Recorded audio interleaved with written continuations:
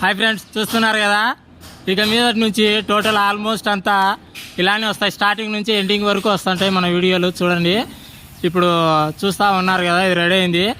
ఇక మీద నుంచి ప్రతి ఒక్క వీడియో కూడా ఇలానే తీయాలి, స్టార్టింగ్ నుంచి ఎండింగ్ వరకు అని అనుకున్నా. స్టార్టింగ్ నుంచి ఎండింగ్ వరకు తీసి పోస్ట్ పెట్టాలనుకున్నా.